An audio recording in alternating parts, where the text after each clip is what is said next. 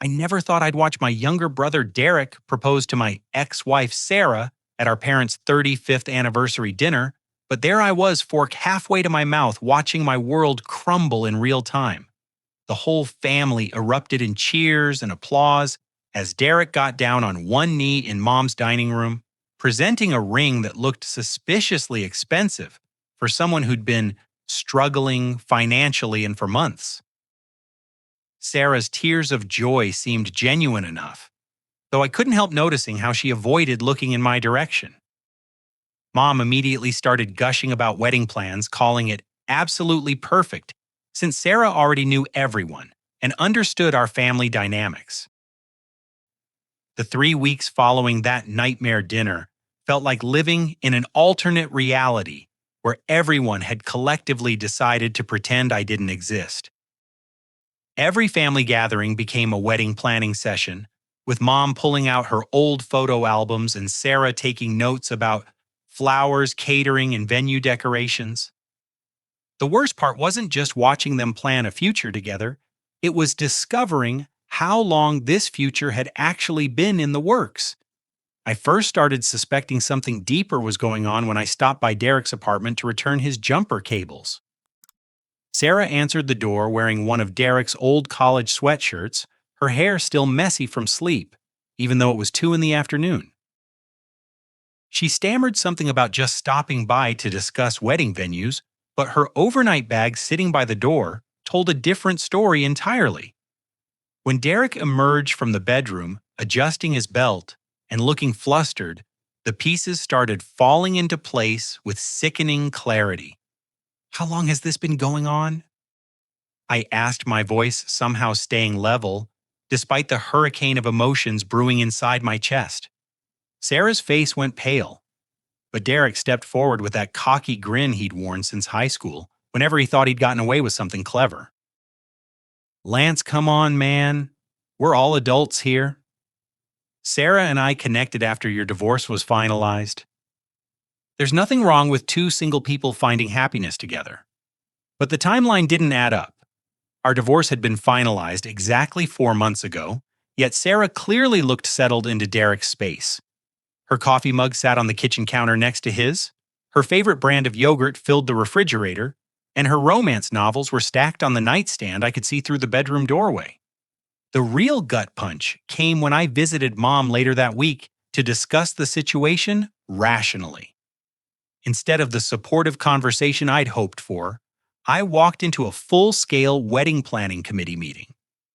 Mom had already contacted Father Martinez at St. Catherine's Catholic Church, the same place where Sarah and I had exchanged vows 5 years earlier. She'd made the reservation for the 3rd Saturday in October, claiming it would be beautifully sentimental since Sarah already had such wonderful memories there. Dad emerged from his study carrying a checkbook and wearing the biggest smile I'd seen since Derek graduated college. He announced he was covering all wedding expenses, including the reception, at Riverside Country Club, a generous offer he'd never extended when Sarah and I got married. Back then, he'd mumbled something about young couples needing to learn financial responsibility and had contributed exactly $500 toward our modest celebration. The favoritism wasn't new, but seeing it displayed so blatantly in this context felt like being punched repeatedly in the stomach. Derek had always been the golden child, the charming younger son, who could do no wrong in our parents' eyes. He'd coasted through high school on natural athleticism and good looks, barely graduating, while I worked 2 jobs to pay for community college. When Derek decided college wasn't for him, Dad immediately offered him a position in the family construction business. When I'd asked for the same opportunity after completing my associate degree in business management, Dad had insisted I gain some real-world experience first and suggested I apply for entry-level positions elsewhere. My sister Jennifer's arrival from Seattle that Thursday evening completed the family circle of betrayal. She breezed into Mom's kitchen, carrying expensive wine and designer luggage, immediately launching into excited chatter about Derek and Sarah's engagement. Jennifer had always been Derek's biggest supporter, constantly making excuses for his irresponsible behavior and romanticizing his carefree lifestyle. They're absolutely perfect together, Jennifer gushed while helping Mom arrange flower samples on the dining room table. Derek brings out Sarah's adventurous side, and she grounds his wild energy. It's like watching two puzzle pieces finally click into place. I sat at the kitchen counter feeling invisible while my family planned my replacement wedding. Every detail they discussed felt deliberately designed to erase my history with Sarah. They chose the same church but planned different decorations. They selected the same venue but organized a larger guest list. They even scheduled the ceremony for the same time of day, 3 o'clock in the afternoon, because Mom remembered how beautiful the lighting had been during our ceremony. The final insult came when Jennifer suggested Sarah should wear the family heirloom veil, the same delicate lace piece that had been passed down through 4 generations of women in our family. Sarah had worn it during our wedding, looking absolutely radiant as she walked down the aisle toward what we both believed would be our forever future. Now, Jennifer was casually suggesting it should crown Sarah's second walk down that same aisle, this time toward my brother instead of me. That's when I made my discovery in Derek's bedroom, the one that would change everything I thought I knew about my marriage, my divorce, and my family's loyalty. I'd gone back to Derek's apartment to collect my grandmother's antique toolbox, which Derek had borrowed months earlier for a home renovation project. He wasn't home, but Sarah let me in and directed me toward the bedroom closet where Derek kept his tools and equipment. While searching through boxes on the upper shelf, my hand bumped against something familiar. I pulled down a photo album I immediately recognized as my wedding album, the one Sarah claimed had been accidentally thrown away during our divorce proceedings. My hands trembled as I flipped through pages of photographs, documenting what had once been the happiest day of my life. Sarah looked stunning in her white gown, her genuine smile radiating pure joy as we exchanged rings and promised to love each other until death parted us. But seeing these photos in Derek's possession hidden away like stolen treasure made my stomach lurch with a horrible realization. Sarah appeared in the bedroom doorway, her face guilty and defensive. "Lance, I can explain. Explain why my wedding photos are hidden in my brother's closet, why you lied about throwing them away." She twisted her engagement ring nervously, the same gesture she'd always made when caught in a lie during our marriage. "Derek wanted to see them.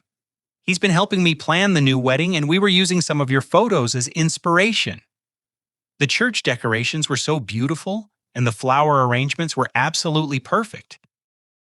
We just wanted to recreate some of those special touches." The words hit me like a physical blow. They weren't just planning to marry in the same church where Sarah and I had wed. They were planning to recreate our entire wedding day using my memories as their blueprint for happiness. Derek was literally trying to step into my life and wear it like a costume, complete with the same woman, the same venue, and even the same photographic poses. I drove home that night feeling hollowed out and betrayed on levels I hadn't known existed. My family wasn't just supporting Derek's relationship with my ex-wife. They were helping him systematically replace me in every aspect of the life Sarah and I had built together. The worst part was realizing this wasn't spontaneous romance.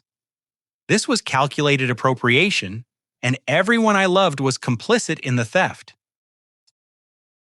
The confrontation I'd been dreading finally erupted the following Tuesday evening when I returned to Derek's apartment, determined to retrieve my wedding album and demand honest answers.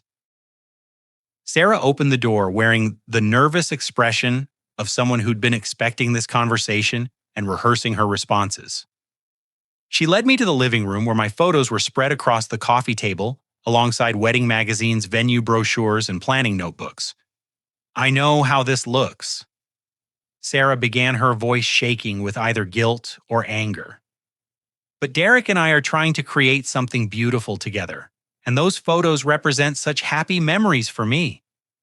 The flowers, the decorations, the way everything came together so perfectly that day. I want our wedding to capture that same magic."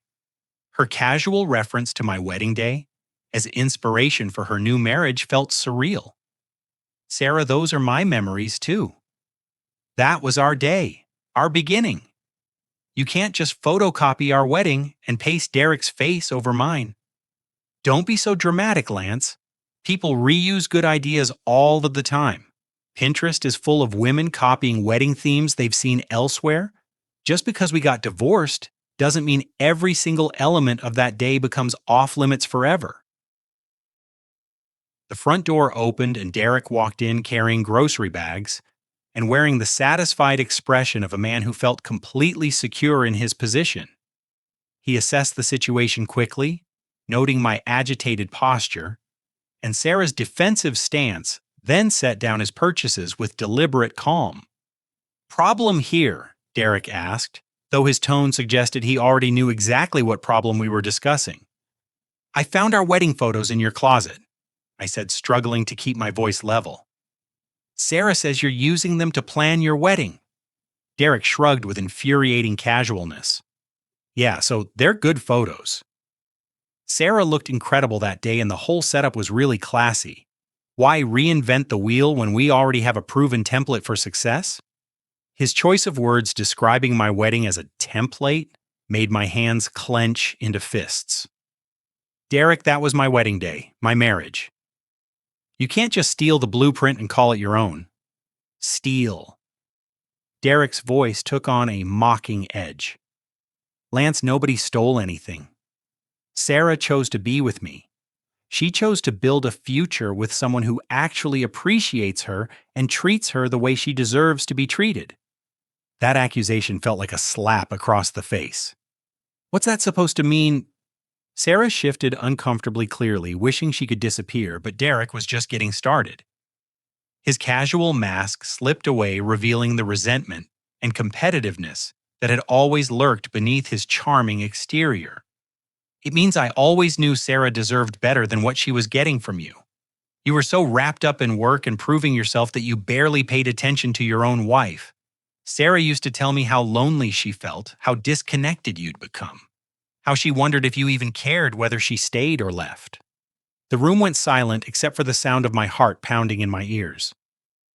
"Sarah used to tell you when. How often were you two discussing my marriage?" Sarah's face had gone completely white.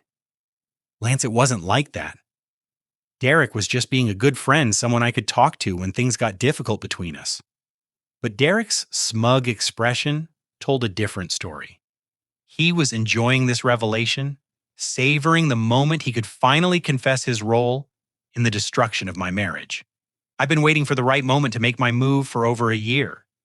Sarah needed someone who would actually listen to her problems instead of dismissing them or coming home too tired to have real conversations." The timeline hit me like a freight train. A year ago, Sarah and I had been going through a rough patch, but we'd been working on our problems with couples counseling and regular date nights. I'd thought we were making progress rebuilding our connection and communication, but apparently Derek had been positioning himself as the understanding alternative, the shoulder Sarah could cry on when marriage got challenging. "You were having an affair."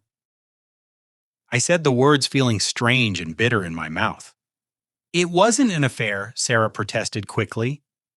"We never crossed any physical lines while you and I were still together. Derek was just a friend who helped me understand that I deserved more than what I was getting at home."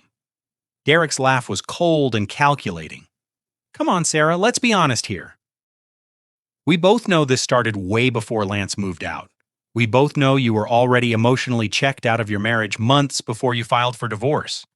Sarah looked stricken by Derek's casual betrayal of their agreed-upon narrative, but Derek seemed past caring about maintaining their fictional timeline. He'd been waiting for this moment to reveal his victory, and nothing was going to stop him from claiming full credit for dismantling my life. "You want to know the truth," Lance, Sarah called me crying after every fight you two had. She told me about every disappointment every time you forgot an anniversary dinner or came home late from work. She confided in me about how disconnected and unappreciated she felt. I listened to her in ways you never bothered to do. But something in Derek's story didn't align with my memories. Sarah and I had certainly gone through difficult periods, but we'd never been the constantly fighting couple Derek was describing. We'd had normal marital disagreements about finances, household responsibilities, and time management, but nothing that rose to the level of Sarah calling someone crying after every argument. That's when I remembered the old cell phone in my truck, the one I'd been meaning to turn in when I'd upgraded to a newer model 6 months earlier. Sarah had used that phone occasionally when her own battery died, and if Derek was telling the truth about their communications, there might be evidence of their relationship timeline. I excused myself to retrieve the phone, my mind racing, as I scrolled through old text message threads. What I found in the search results made my blood run cold, and my understanding of the past year completely shift. The messages between Sarah and Derek went back much further than either of them had admitted. But worse than their romantic communications were the manipulative messages Derek had sent deliberately, poisoning Sarah's perception of our marriage and feeding her doubts about my commitment to our relationship. In one message thread from 8 months earlier, Derek had written, "Lance told Dad he's been thinking about what would happen if you guys got divorced. He said he wonders if he'd be happier on his own." I'd never said anything like that to Dad or anyone else. In fact, 8 months ago, I'd been planning a surprise weekend getaway to celebrate Sarah's promotion at work. But Derek's message had prompted a response from Sarah expressing hurt and confusion about my alleged comments. Another message showed Derek telling Sarah, "I overheard Lance talking to his coworkers about how marriage is just compromise and sacrifice. He said he misses his bachelor days when he could make decisions without considering someone else's feelings." Again, this was a complete fabrication. I'd never expressed anything resembling that sentiment to my coworkers or anyone else. But Derek's lies had been carefully crafted to exploit Sarah's existing insecurities about our relationship and her fear that I was losing interest in our marriage. The most damaging messages showed Derek systematically undermining Sarah's confidence in our relationship by creating fictional scenarios and attributing false statements to me. He'd told her I complained about her spending habits, criticized her career choices, and expressed doubts about our compatibility.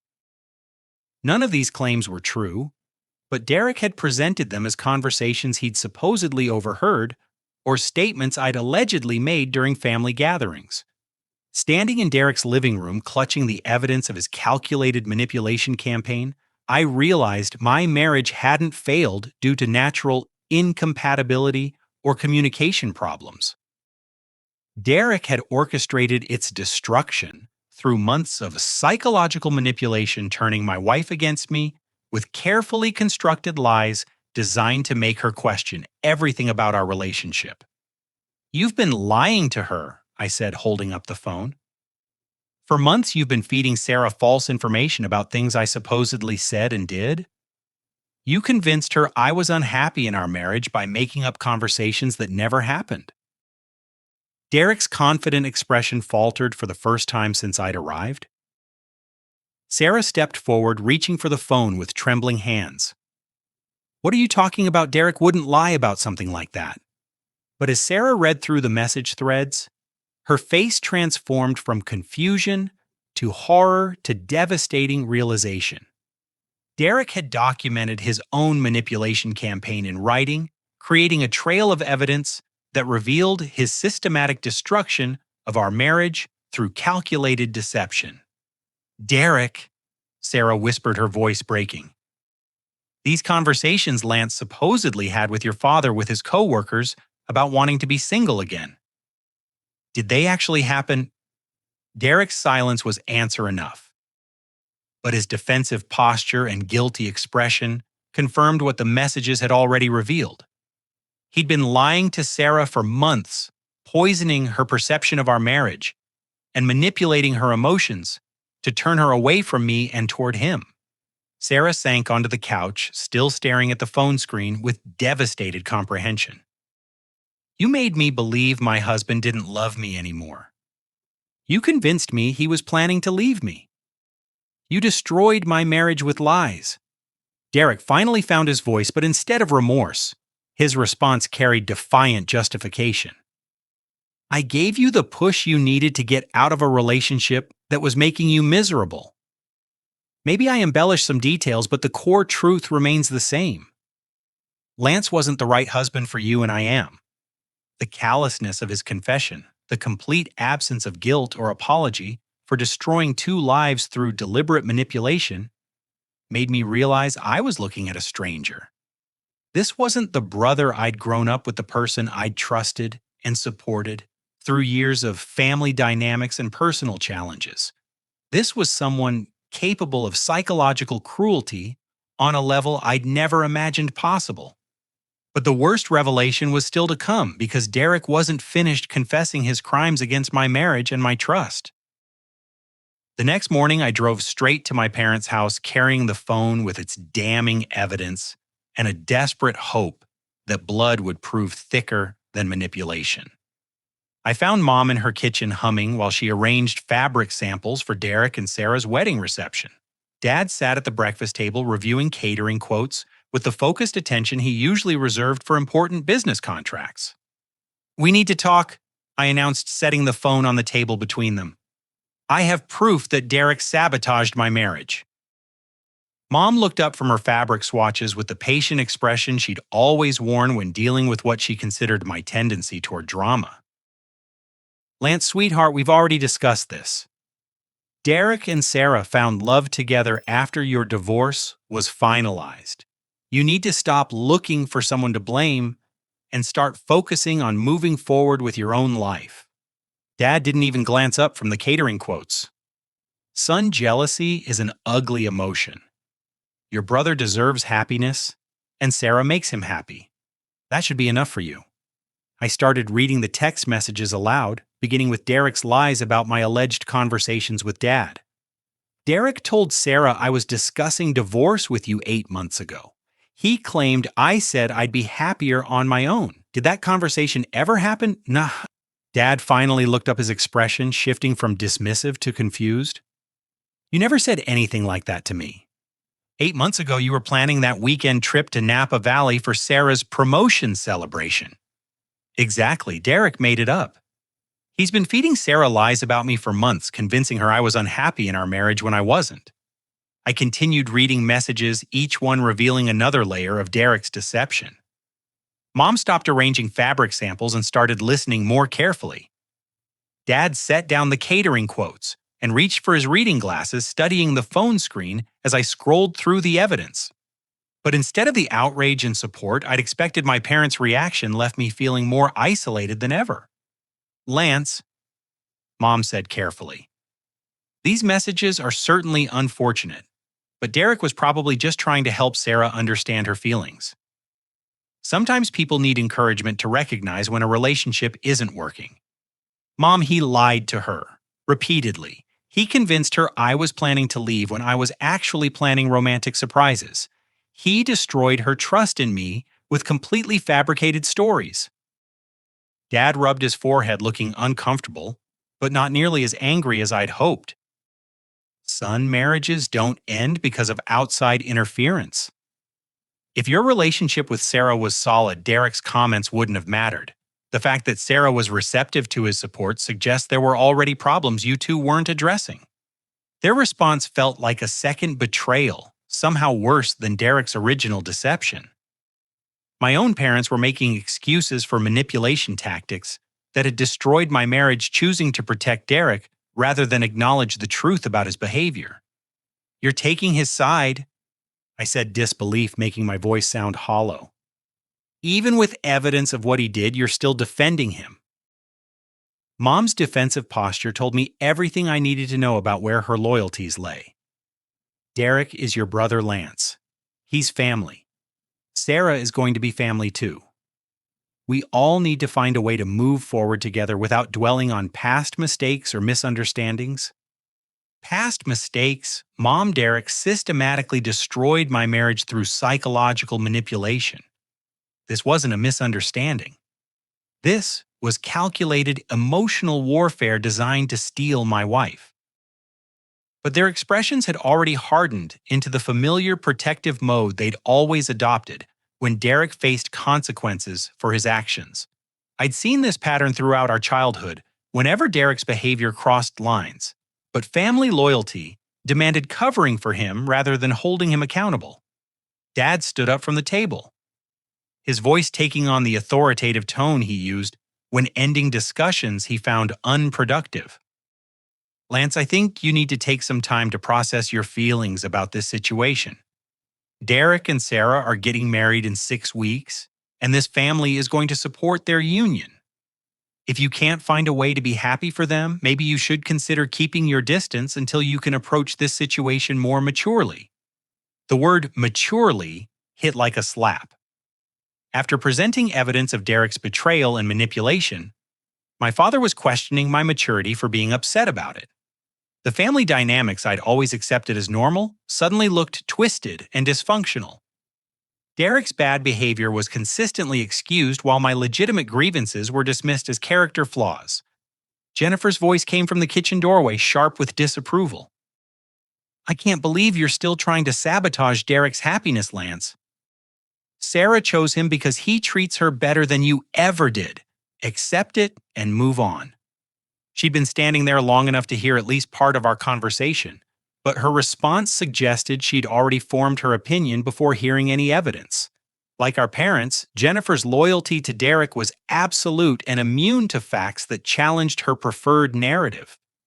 "Did you hear what Derek did, Jennifer? The lies he told Sarah about me. I heard you making accusations based on old text messages that could be interpreted dozens of different ways. Derek was being a supportive friend to Sarah during a difficult time in her marriage. If you'd been paying more attention to your wife's needs, she wouldn't have needed that support."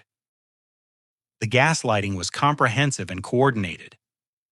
My entire family had committed to a version of events where Derek was the hero rescuing Sarah from an inadequate marriage, and no amount of evidence would shake their determination to maintain that narrative. But Jennifer wasn't finished delivering her verdict on my character and my right to object to Derek's behavior.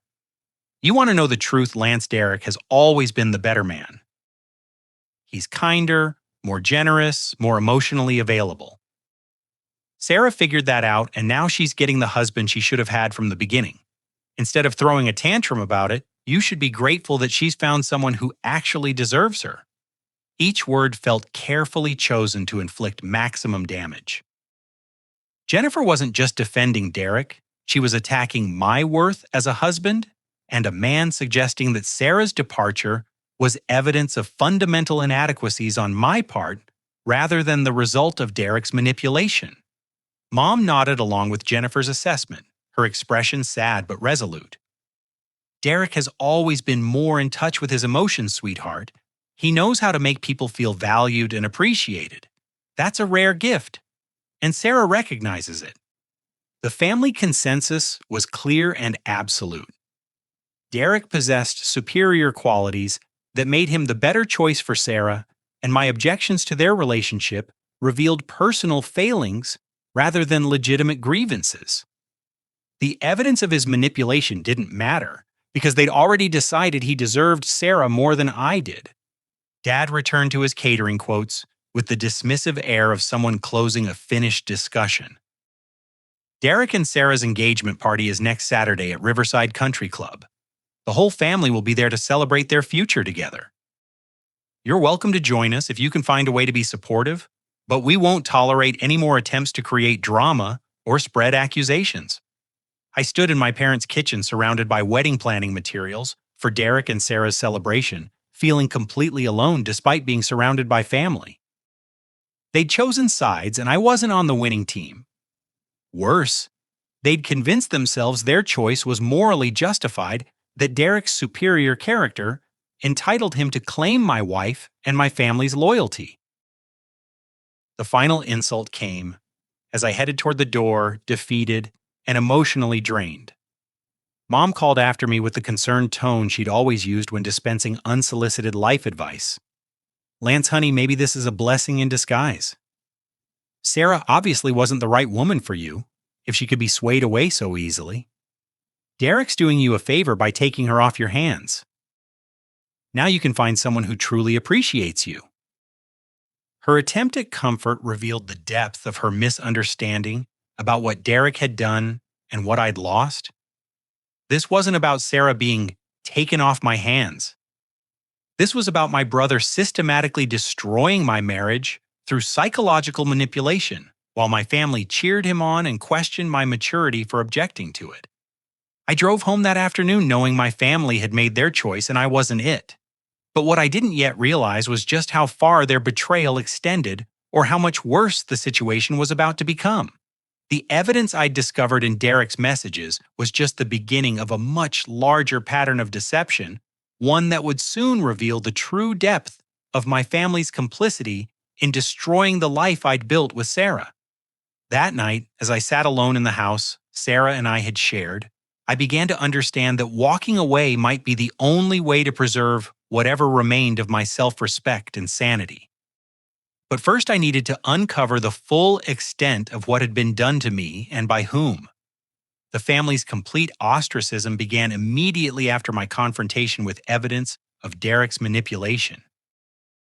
Mom called the next day to uninvite me from Derek and Sarah's engagement party, explaining that my negative energy might ruin the celebration for everyone else.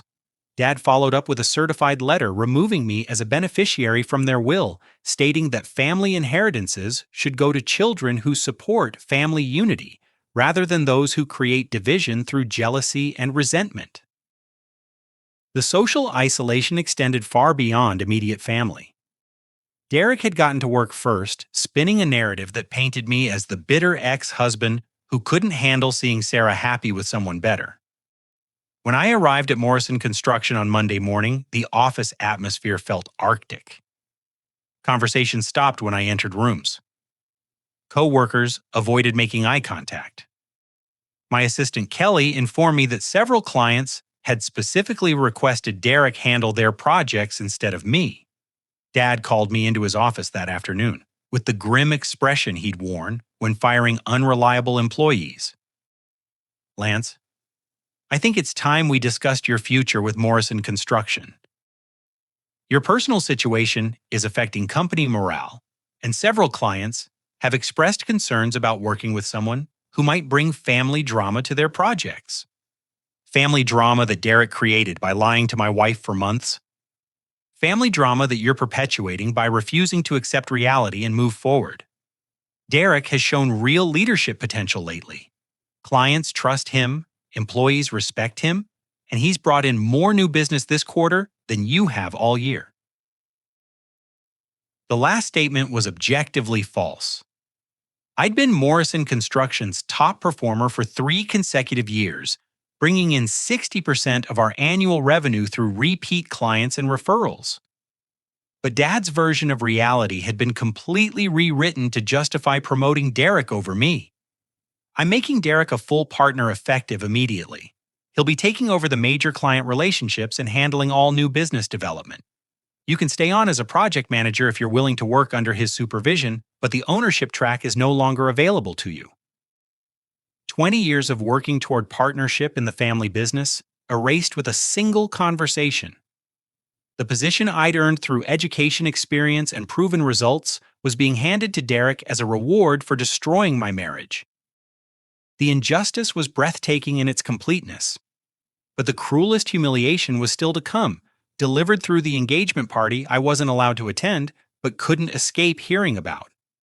Jennifer posted dozens of photos on social media, ensuring I'd see exactly how thoroughly I'd been replaced in every aspect of the celebration. The party was held at Riverside Country Club, the same venue where Sarah and I had celebrated our 5th wedding anniversary just 8 months earlier. Derek and Sarah stood in the exact spot where Sarah and I had renewed our vows, surrounded by friends and family who'd witnessed our original ceremony, but now celebrated its replacement with enthusiastic approval. Sarah wore the pearl necklace I'd given her for our 3rd anniversary, the one engraved with our wedding date. She'd claimed it was lost during the divorce proceedings, but apparently it had been safely stored away for this new beginning with Derek. Seeing her wear my anniversary gift while celebrating her engagement to my brother felt like being stabbed with a knife made from my own memories. The guest list was a comprehensive catalog of everyone who'd once mattered in my life. My high school friends, college roommates, former co-workers, and extended family members all raised glasses to toast Derek and Sarah's future happiness. Based on the social media posts, no one seemed to find anything strange about celebrating a relationship that had destroyed a marriage through deliberate manipulation. Derek's speech captured in Jennifer's live video stream was a masterpiece of revisionist history. He talked about watching Sarah struggle in an unhappy relationship and waiting patiently for the right moment to offer her the love and support she deserved. He described their connection as inevitable and destined, suggesting that some cosmic force had guided them together despite the temporary obstacle of Sarah's marriage to the wrong brother. The applause was thunderous. People wiped away tears at the beauty of Derek's romantic narrative. Several guests commented on social media about how perfect Derek and Sarah were together, how obvious their compatibility seemed, and how brave Derek had been to pursue true love despite difficult circumstances. But the devastating blow came 3 weeks later when Sarah's pregnancy announcement appeared in Derek's Instagram post. The photo showed them standing in front of a sonogram image, Derek's hand protectively placed on Sarah's still flat stomach, both of them glowing with expectant joy. The caption read, "Our family is growing. Baby Morrison expected to arrive in March. Sarah and I couldn't be happier to start this new chapter of our lives together." I stared at that post for 20 minutes, doing mathematical calculations that made my stomach churn with horrifying realization. Sarah was announcing a pregnancy that, based on the timing, had to have been conceived during our brief reconciliation attempt in late April, 3 weeks before she filed for divorce. The baby she was carrying, the child Derek was claiming as his future son or daughter, was almost certainly mine. The cruelty of the situation was staggering. Not only had Derek stolen my wife through systematic manipulation, but now he was planning to raise my biological child as his own. Sarah was allowing my brother to claim fatherhood of my baby, presumably because it fit better with their romantic timeline, and eliminated the complication of co-parenting with the ex-husband they'd both betrayed. I called Sarah immediately, my hands shaking as I dialed her number. She answered on the 4th ring, her voice guarded and unwelcoming. "Lance, this isn't a good time. Derek and I are in the middle of wedding planning, and we really don't need any more conflict right now." "Sarah, when exactly did you get pregnant? Because the timing suggests that baby is mine, not Derek's." The long silence on the other end of the line confirmed my suspicion before her words did. "The baby's father is Derek. We've been together for months and the conception timing aligns perfectly with our relationship. I don't know why you're trying to create problems where none exist." "Sarah, we slept together during our reconciliation weekend in April. You know the timing makes it possible that baby is mine. You can't just pretend otherwise because it's inconvenient for your new narrative." "Lance, I'm marrying Derek in 4 weeks. This baby will have Derek's last name and Derek as a father.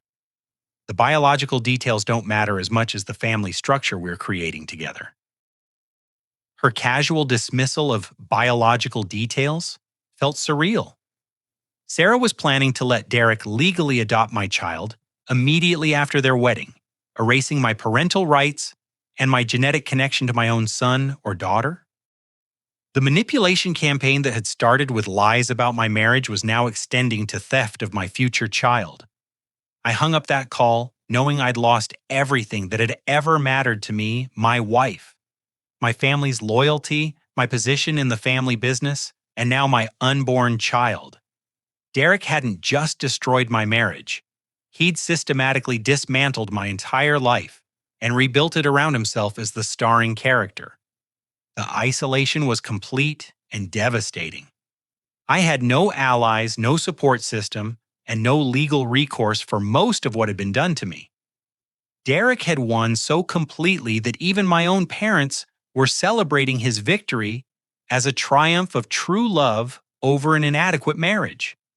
But as I sat alone in my empty house that night, surrounded by the remnants of a life Derek had efficiently stolen piece by piece, I began to understand that sometimes the only way to preserve your dignity is to walk away from people who've proven themselves incapable of basic human decency. Sometimes the healthiest choice is complete disconnection from toxicity, even when that toxicity comes wearing familiar faces and claiming family bonds. I started planning my exit strategy that very night, beginning with a phone call to my college roommate, Marcus, who'd been offering me a job in Denver for the past 2 years.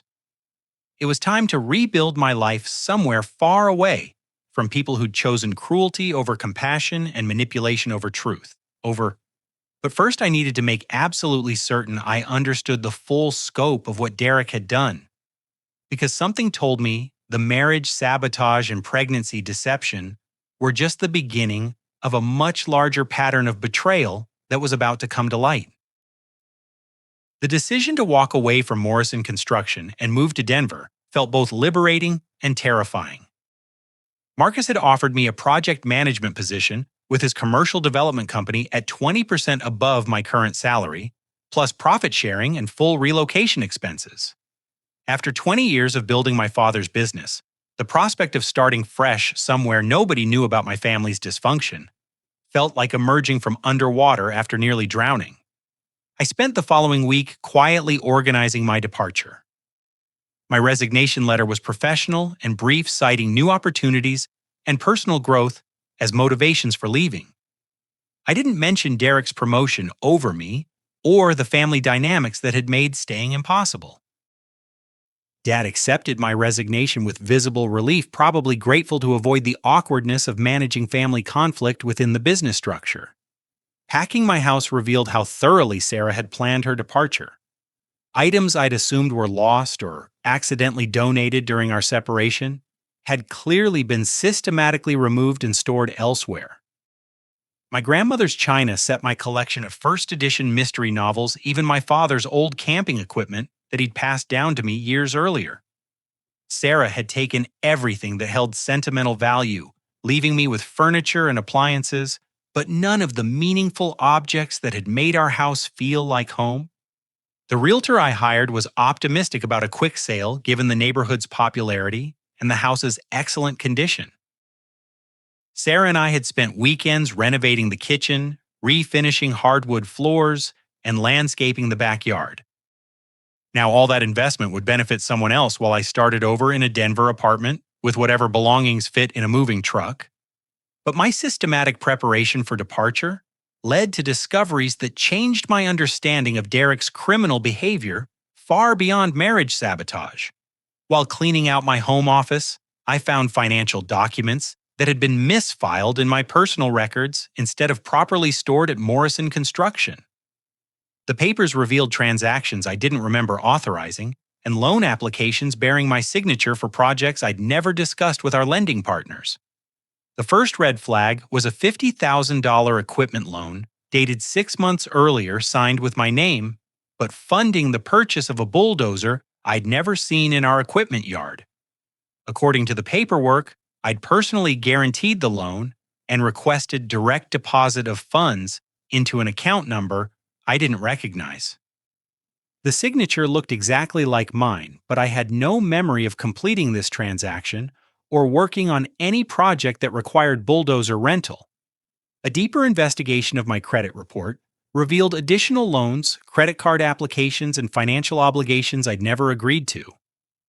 Someone had been systematically using my identity and business credentials to secure funding for unauthorized purposes, forging my signature with impressive accuracy and providing my personal information to complete fraudulent applications. The total amount of unauthorized debt exceeded $200,000, all of it secured through my personal guarantee or business partnership credentials. But none of the borrowed money had been used for legitimate Morrison Construction purposes. The equipment purchases were fictional, the material orders were non-existent, and the project invoices were completely fabricated.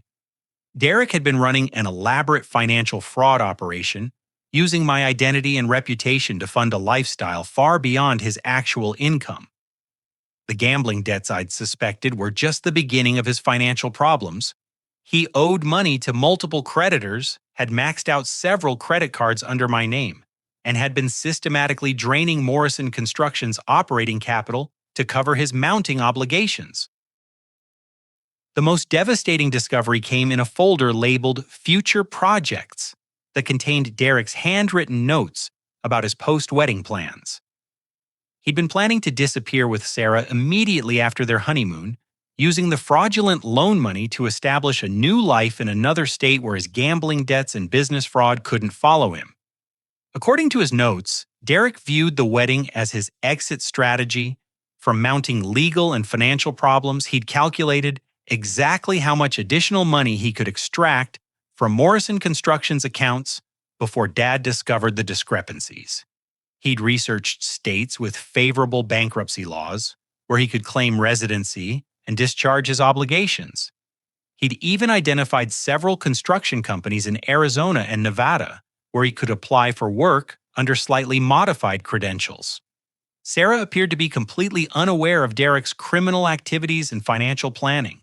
Her name didn't appear on any of the fraudulent documents, and her personal finances remained separate from Derek's increasingly complicated web of debt and deception.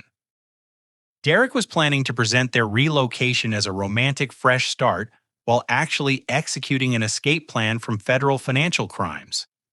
The realization that my brother was not only a marriage saboteur, but also a sophisticated white-collar criminal changed my perspective on everything that had happened. Derek hadn't stolen Sarah because he loved her more or treated her better. He'd targeted my marriage as part of a comprehensive plan to destroy my life and disappear with the resources he'd stolen from me and Morrison Construction. But Derek's criminal behavior extended beyond financial fraud into areas that could have seriously damaged innocent people. I discovered correspondence between Derek and several of Morrison Construction suppliers, wherein he'd been ordering materials for fictional projects and selling them to competitors at below-market prices. The money from these unauthorized sales had funded his gambling habit and lifestyle expenses, but the missing materials had created project delays and cost overruns that Dad had blamed on my allegedly poor project management. Derek had been systematically sabotaging Morrison Construction's reputation and profitability while positioning himself as the solution to problems he'd created.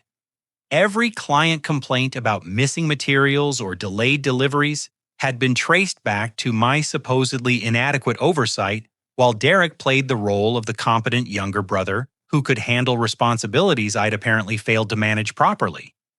The scope of his betrayal was breathtaking. Derek had spent over a year methodically destroying my marriage, my professional reputation, my family relationships, and my financial stability. The wedding to Sarah wasn't the culmination of a romantic love story. It was the final stage of an elaborate con game designed to strip me of everything valuable in my life, while setting Derek up with a new identity and fresh start somewhere far away. I photocopied every document, organized the evidence chronologically, and prepared a comprehensive report documenting Derek's fraud, forgery, and embezzlement. But I also realized that exposing his crimes immediately would alert him to the discovery and potentially allow him to escape before facing consequences. Derek was smart enough to have contingency plans, and panicking him could result in a quick disappearance that left everyone else holding the responsibility for his debts and criminal activity. Instead, I decided to wait until after the wedding to reveal Derek's crimes, giving him enough rope to complete his fraud and ensuring he couldn't claim the charges were motivated by jealousy over his relationship with Sarah. The evidence would be more convincing after Derek had fully committed to his criminal plan, and the legal consequences would be more severe for completed crimes rather than attempted ones. In the meantime, I continued preparing for my departure to Denver, while quietly documenting Derek's ongoing financial crimes. Each day brought new discoveries of forged signatures, unauthorized transactions, and fraudulent business dealings. Derek had been operating Morrison Construction as his personal bank account, systematically looting the company that had employed our family for 30 years. But the most important discovery was still to come, one that would reveal the true depth of my family's complicity in Derek's criminal behavior and their willingness to sacrifice my future to protect his secrets. Because as I continued investigating Derek's fraud, I realized that some of his most damaging financial crimes had required inside knowledge and assistance from people with access to Morrison Construction's accounting systems and business relationships. Derek hadn't been operating alone, and the family members who dismissed my concerns about his manipulation tactics had been actively helping him commit crimes that could have destroyed innocent people's financial security and professional reputations. The wedding celebration they were all planning wasn't just supporting Derek's relationship with Sarah, it was celebrating the successful completion of an elaborate criminal enterprise that had targeted me as its primary victim. 3 days before Derek and Sarah's wedding, I received an unexpected phone call from Robert Chen, a private investigator hired by Sarah's father, Michael, to conduct a background check on his future son-in-law. Michael had grown concerned about Derek's expensive lifestyle and unclear income sources, especially given his recent unemployment and lack of visible assets that could support the lavish wedding expenses he'd been covering. Mr. Morrison, I need to discuss some irregularities I've discovered regarding your brother Derek's financial situation. My investigation has revealed evidence of significant fraud and identity theft that directly impacts you and your family's business. We met at a coffee shop downtown where Robert presented a file containing copies of the same documents I'd discovered, plus additional evidence I hadn't been able to access. His investigation had been thorough and professional, conducted with resources and authority I didn't possess as an individual trying to uncover family secrets. Your brother has been operating an extensive fraud scheme for approximately 18 months, Robert explained, spreading financial records across our table. He's used your identity to secure over $230,000 in unauthorized loans and credit obligations. He's embezzled at least $150,000 from Morrison Construction through false invoicing and material sales to unauthorized purchasers. The numbers were higher than my own calculations, but Robert's investigation had uncovered additional layers of Derek's criminal activity. He'd been selling Morrison Construction's client contact lists to competing businesses, accepting kickbacks from suppliers in exchange for inflated orders, and even charging personal expenses to company credit cards by disguising them as legitimate business costs. But here's where it gets more complicated, Robert continued. Derek couldn't have accessed much of this information or completed many of these transactions without assistance from someone with administrative authority within Morrison Construction. The accounting irregularities required someone to alter internal records and approve fraudulent expenditures. My stomach dropped as the implications became clear. You're saying Derek had help. I'm saying Derek's fraud required complicity from family members who had access to company financial systems and decision-making authority. Several of the forged documents were processed through accounting procedures that only your father or mother could have authorized. Robert showed me evidence that Mom had approved several suspicious invoices despite obvious irregularities in vendor information and project codes. She'd signed off on equipment purchases that were never delivered to Morrison Construction work sites, but were instead redirected to addresses Derek had provided. Her signatures appeared on documents authorizing Derek to represent Morrison Construction in financial negotiations with lending institutions. Dad's complicity was even more extensive. He'd personally guaranteed several of Derek's fraudulent loans using Morrison Construction's assets as collateral for borrowing that had no legitimate business purpose. He'd approved Derek's access to company credit accounts and authorized him to make purchases on behalf of projects that existed only on paper. Your parents knew Derek was stealing from the business and using your identity to commit financial fraud, Robert concluded. They weren't just enabling his behavior, they were actively participating in crimes that could have destroyed your personal credit and professional reputation. The conversation I'd had with my parents about Derek's manipulation of Sarah suddenly looked completely different. They hadn't been defending Derek out of misguided loyalty or favoritism. They'd been protecting themselves from exposure as co-conspirators in his criminal activities. My accusations about Derek's marriage sabotage had threatened to bring unwanted scrutiny to financial crimes they'd been helping him commit for over a year. There's more, Robert said, pulling out additional documents. Derek's been planning to flee the country immediately after his wedding. He's applied for expedited passports for himself, and Sarah booked one-way flights to Costa Rica, departing next Wednesday, and transferred most of the stolen money to offshore accounts that would be difficult for American law enforcement to access. The wedding wasn't just Derek's exit strategy from mounting debt. It was his escape plan from federal prosecution for fraud, embezzlement, and identity theft. Sarah's pregnancy provided additional cover for the rushed departure, allowing Derek to claim they were simply eager to start their new life together in a romantic tropical setting. "Does Sarah know about any of this?" I asked, though I suspected the answer would complicate my feelings about my ex-wife even further. Sarah appears to be completely unaware of Derek's criminal activities. Her financial records are clean. Her passport application listed their destination as a 2-week honeymoon trip, and her work hasn't received any indication she's planning to resign or relocate permanently. Derek's been lying to her about his plans just as extensively as he lied to her about your marriage. So Sarah was about to be victimized by the same man who'd manipulated her into leaving me. Derek had targeted her not because he loved her, but because she provided useful cover for his criminal escape plan. The pregnancy she thought represented their happy future was actually Derek's insurance policy against extradition, since several countries wouldn't deport fathers of citizen children back to the United States to face fraud charges.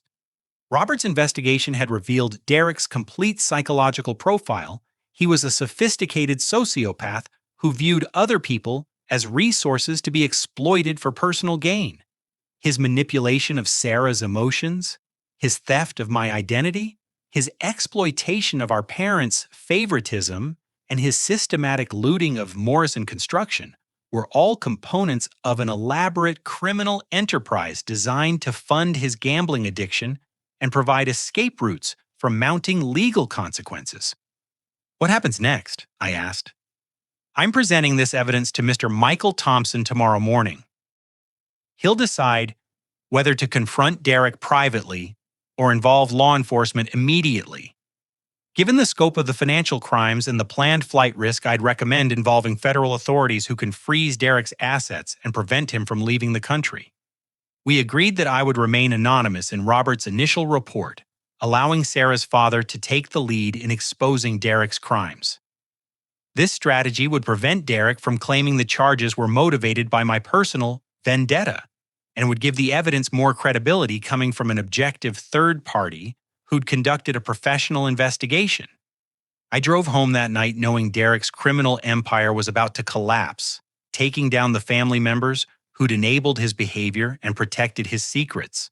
The wedding celebration scheduled for Saturday would instead become a federal crime scene where Derek faced arrest for fraud, embezzlement, and conspiracy charges that could result in decades in federal prison. But the most satisfying aspect of Derek's impending downfall wasn't the legal consequences he'd face for his crimes. It was the realization that his manipulation tactics had ultimately targeted the wrong victim. He'd assumed I would quietly accept the destruction of my marriage and professional reputation, never suspecting I possessed the intelligence and determination to uncover his elaborate fraud scheme. Derek had underestimated me from the beginning, viewing me as a passive victim who would absorb abuse without fighting back. His criminal arrogance had led him to document his own illegal activities and leave evidence trails that would ensure his conviction and imprisonment. The brother who'd always considered himself smarter and more capable than me had destroyed himself through overconfidence and sloppy operational security. Friday evening, less than 24 hours before Derek's wedding was scheduled to begin, Robert called with an update that would change everything for everyone involved in this disaster. The FBI executed search warrants at Morrison Construction and your parents' home this afternoon. Derek's been arrested on federal charges of fraud, identity theft, money laundering, and conspiracy. Your parents are being questioned as potential co-conspirators, and the wedding has been canceled. The call I'd been waiting for had finally come. Derek's criminal empire had collapsed, exactly as I'd hoped, but the devastation would extend far beyond Derek himself to include everyone who'd chosen to enable his behavior rather than hold him accountable for his actions. Justice was finally being served, but the cost would be higher than anyone had anticipated when they decided my marriage and my future were acceptable sacrifices to protect Derek's secrets and fund his criminal lifestyle. The fallout from Derek's arrest created a domino effect that shattered every relationship and assumption my family had built around his supposed superiority and my alleged inadequacy. Within hours of the FBI raids, the carefully constructed narrative of Derek as the golden child and loving brother collapsed under the weight of documented criminal evidence that revealed his true character. Sarah's father, Michael, called me directly. Saturday morning, his voice shaking with a combination of rage and gratitude. "Lance, I owe you a tremendous apology. My daughter was about to marry a sociopathic criminal, and if Robert's investigation hadn't exposed Derek's fraud, Sarah would have been an accessory to federal crimes she never knew existed." Sarah herself appeared at my door that afternoon, still wearing the clothes she'd slept in after Derek's arrest had interrupted their wedding preparations. Her face was swollen from crying, but her expression carried a clarity I hadn't seen since our early days together when she still trusted me completely. "Lance, I need you to know that I never knew about Derek's criminal activities. I thought his financial struggles were temporary setbacks, not systematic theft from your family's business. I thought his resentment toward you was brotherly competition, not calculated manipulation designed to destroy your marriage and steal your identity." We sat in my living room surrounded by moving boxes I'd packed for Denver, talking honestly for the first time since Derek had entered our lives as a destructive force. Sarah admitted that Derek's constant criticism of our marriage had gradually poisoned her perception of our relationship, making her doubt my commitment and assume problems existed where none had actually developed. "He told me you were planning to leave me long before you started acting like you wanted to leave me. He convinced me our marriage was failing by describing problems I couldn't see, but learned to look for until I found evidence that confirmed his predictions. I realize now that he was creating the very problems he claimed already existed. The manipulation had been even more sophisticated than I'd understood. Derek hadn't just lied about my statements and attitudes. He'd coached Sarah to interpret my normal behavior as evidence of his fabricated concerns. When I came home tired from work, Derek had trained her to see rejection rather than exhaustion. When I needed quiet time to decompress, Derek had convinced her to interpret my introversion as emotional withdrawal from our relationship. "The baby," I said, finally addressing the elephant in the room. "Is it mine?" Sarah's tears started flowing again, but she nodded confirmation. The timing aligns with our reconciliation weekend in April. Derek knew it was likely your baby, but he convinced me that the biological details didn't matter as much as providing a stable family structure. He said you'd never be a good father anyway, that I'd be better off letting him raise the child as his own. Even Derek's acceptance of potential fatherhood had been calculated manipulation designed to secure Sarah's loyalty while eliminating my parental rights to my own child. He'd been planning to disappear to Costa Rica with Sarah and my baby, using my stolen money to fund a new life built entirely on lies and criminal proceeds. "I want you to know that I'm not expecting anything from you," Sarah continued. "I understand that Derek destroyed our marriage and betrayed your trust in ways that probably can't be repaired. I'm prepared to raise this baby on my own and figure out how to rebuild my life without depending on anyone who's already given me more chances than I deserved." But looking at Sarah, seeing the genuine remorse and devastation in her expression, I realized that we'd both been victims of Derek's manipulation campaign. She'd been psychologically abused into doubting a healthy marriage and manipulated into pursuing a relationship with a sociopathic criminal who'd viewed her as a useful tool rather than a loved partner. Sarah Derek spent over a year convincing you that I was a bad husband by systematically lying about things I never said or did. You made decisions based on false information he fed you specifically to destroy our marriage. That's not infidelity or abandonment. That's psychological abuse designed to turn you against someone who actually loved you.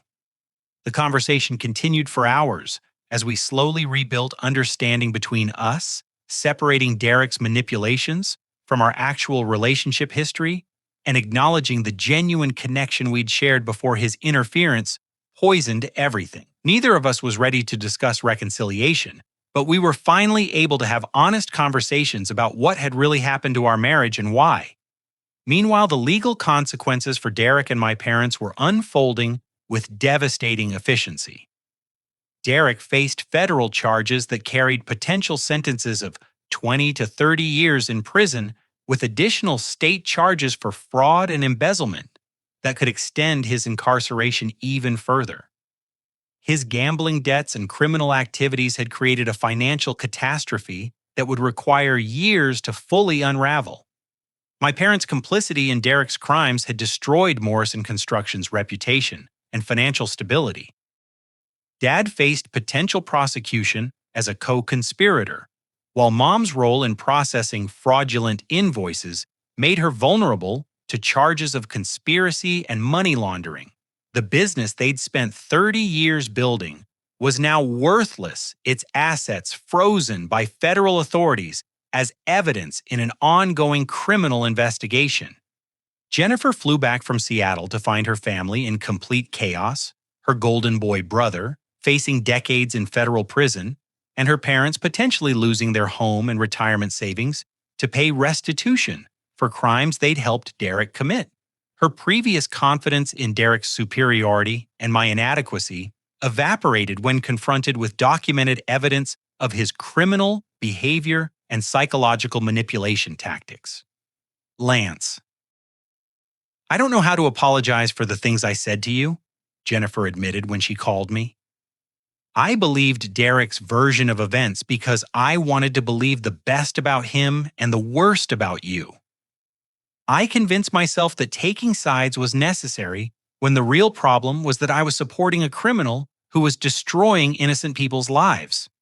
The family dynamics that had shaped our childhood suddenly looked completely different when viewed through the lens of Derek's sociopathic manipulation and our parents' willingness to enable his behavior at any cost. The favoritism I'd always attributed to Derek's charm and personality was actually a systematic pattern of protecting a dangerous individual who exploited family loyalty to commit increasingly serious crimes. But the most meaningful conversation came when Dad called me from his attorney's office, his voice broken with shame and regret. Son, I need you to know that I allowed my favoritism toward Derek to blind me to his criminal behavior and his systematic destruction of your life.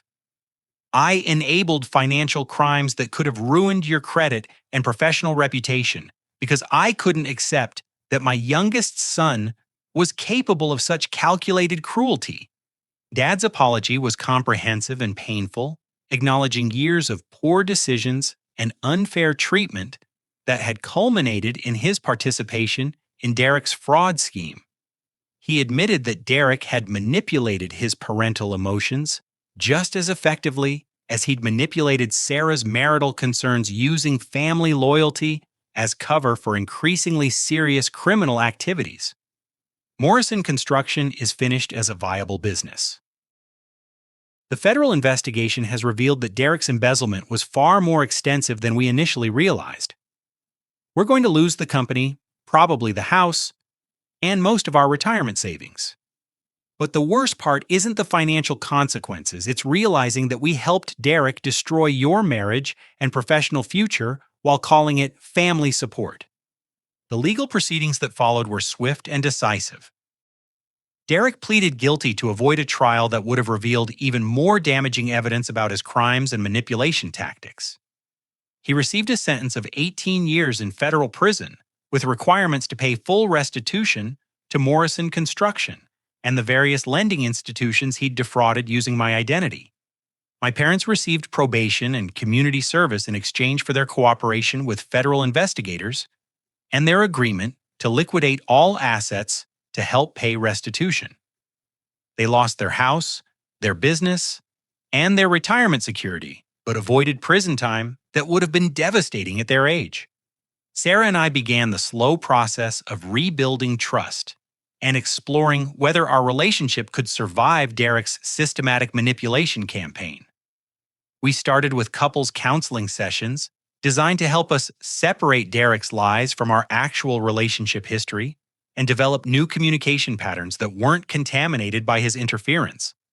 The Denver job offer from Marcus remained available, but I decided to stay in town and help rebuild Morrison Construction under new ownership and management.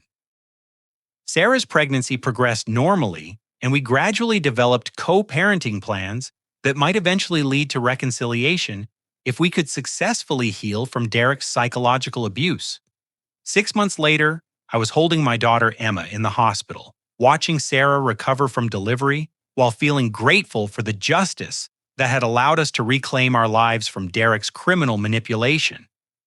Emma would grow up knowing her real father protected from Derek's influence and raised by parents who'd learned to recognize manipulation tactics and value honest communication.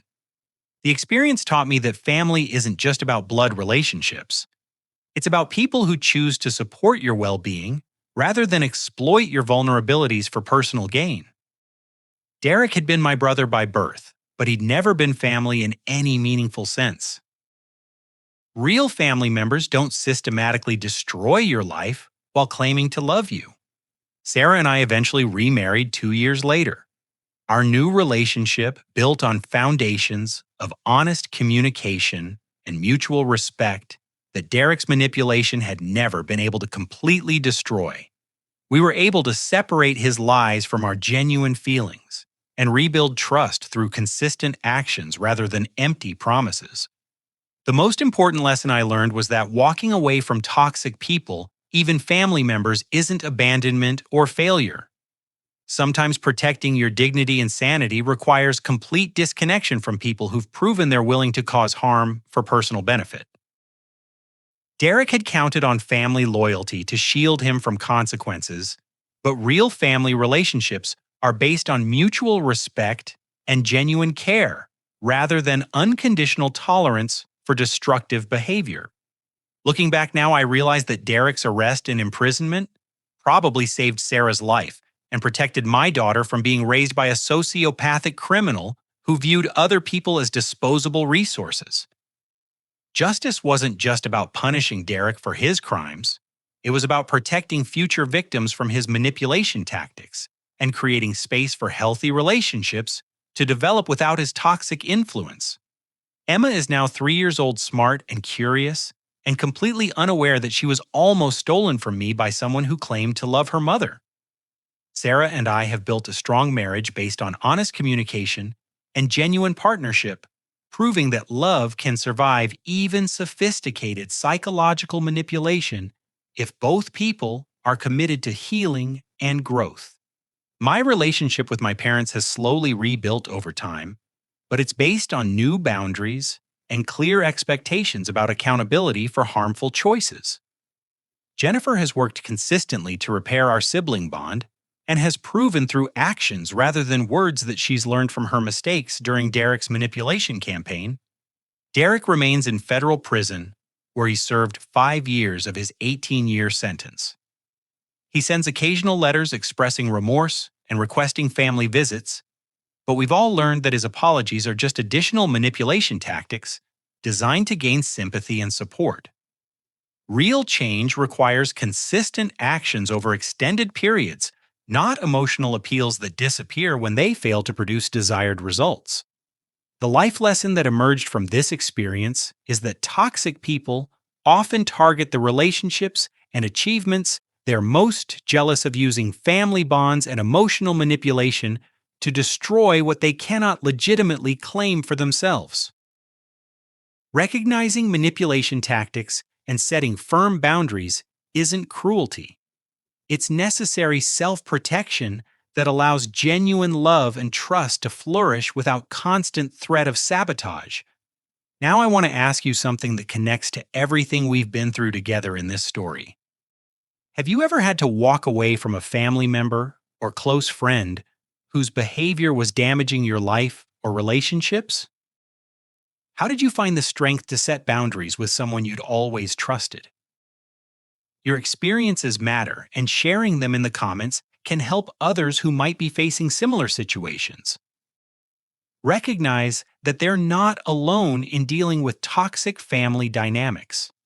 If this story resonated with you or reminded you of someone who might benefit from hearing about manipulation tactics and family betrayal, please take a moment to like this video and share it with them. Subscribe to our channel for more stories about overcoming family drama and building healthy relationships despite toxic influences. Your support helps us reach people who need to know that walking away from destructive relationships is sometimes the bravest and healthiest choice you can make. Thank you for listening to this difficult story and for understanding that family loyalty should never require accepting abuse or criminal behavior. I hope Emma grows up in a world where people like Derek face consistent consequences for their actions, where manipulation tactics are widely recognized and rejected, and where genuine love and respect form the foundation of all meaningful relationships. Remember that your well-being matters. Your boundaries deserve respect, and you have the right to protect yourself from people who would harm you for personal gain, regardless of what they call themselves or what relationship they claim with you.